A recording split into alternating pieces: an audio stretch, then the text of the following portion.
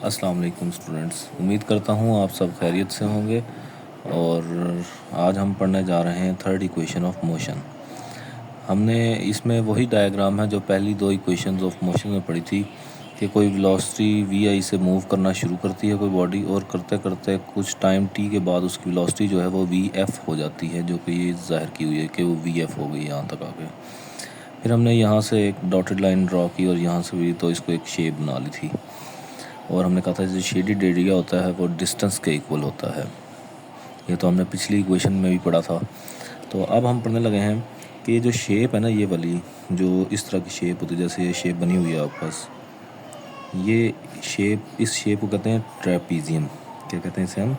Trapezium.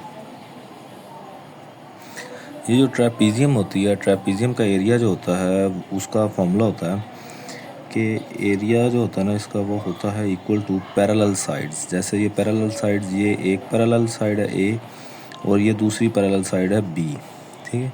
इन दोनों की average ले लेते हैं, ए प्लस बी ओवर 2 मल्टीप्लाई जो इसकी बेस होती है, जो ये बेस है इसको सी कह लेते हैं, मल्टीप्लाई सी करते हैं तो हमारे पास इसका एरिया निकल आता है। बाकी सारी इक्वेशन वही है जैसे हमने पहले पढ़ी हुई है कि हमने इसमें भी वही shaded area is equal to distance निकालना है, जो हमने पहले लिखा था कि शेडिड एरिया जो होता है, हमने पढ़ा था कि shaded area is equal to S, या डिस्टेंस को कहते हैं हम।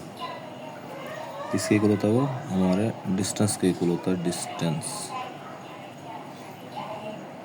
जी स्टूडेंट्स, देखें कि यहाँ पे अब इस वाली डायग्राम में हमारे पास जो पैरेलल साइड्स हैं वो कौन कौन सी हैं। एक तो ओ ए और यहाँ पे बी डी है, O A plus B D over 2। तो हम लिख सकते हैं एरिया ऑफ ट्रेपीजियम। ट्रेपीजियम का नेम लिखेंगे, ट्रेपीजियम। क्या नाम है area of trapezium? O A B D.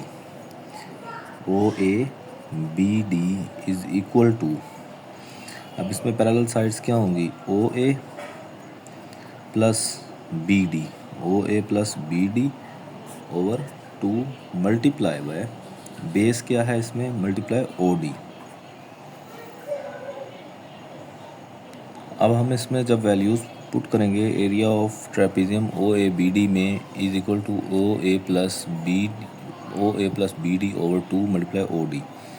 अब देखें हमारे पास ओ ए की वैल्यू किसके इक्वल है? देखें O A is equal to V I, O A is equal to V I plus B D किसके इक्वल है? वी एफ के इक्वल है। देखें B D is equal to V F, तो बी डी जो है वो वी एफ के इक्वल है ओवर 2 मल्टीप्लाई ओ डी।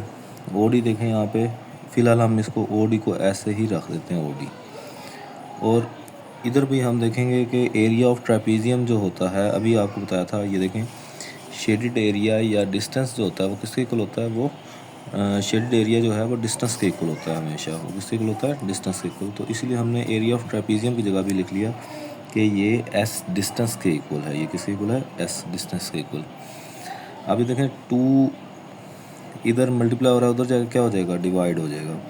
तो इधर आ जाएगा 2s is equal to V I plus V F multiply O D. अब इसमें एक हमने ख़ुद से एक काम करना है, हमने इसमें मल्टीप्लाई करना है, क्योंकि यहाँ पे जो ओ डी है इसको हमने ख़त्म करना है यहाँ से। तो हम इसको मल्टीप्लाई कर देंगे। बस ये आपने एक याद रखनी है चीज़ कि हम लिखेंगे by multiplying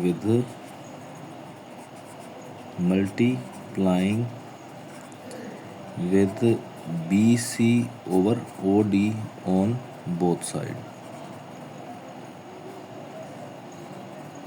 on both side करेंगे तो देखें 2s multiply B C over O D is equal to V I plus V F multiply O D multiply B C over O D.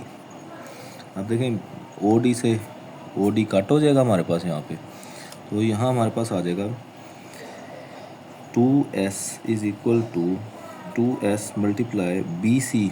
अब देखें बी सी जो है ये किसके equal है? बी सी में एक जगह हम वैल्यू ले लेंगे 80 के इक्वल, यहाँ पे हमने 80 ले ली, ओवर ओ डी किसके इक्वल होता है? देखें ज़रा, टी के इक्वल होता है।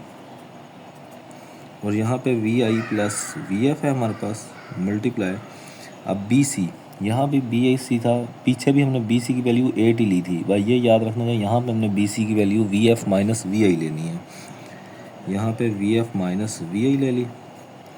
अब देखें कि अभी हमने पीछे बी सी की वैल्यू, ये वाली बी सी की वैल्यू 8 ही ली थी, और इस वाले बी सी की वैल्यू हमने V F minus V I ली है, जो कि ये आपका गिवन है, V F minus V I is equal to 80।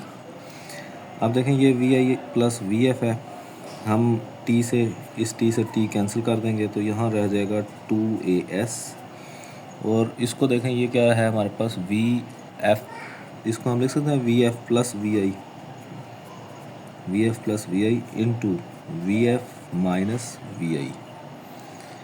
अब देखें ये दोनों आपस में मल्टीप्लाई हो रहे हैं, ये ए प्लस बी है, ये ए माइनस बी है, तो हमने पढ़ा हुआ है कि फॉर्मूला होता है A plus B into A minus B is equal to A square minus B square, तो ये आ जाएगा वी एफ का स्केयर माइनस वी आई का स्केयर हो जाएगा।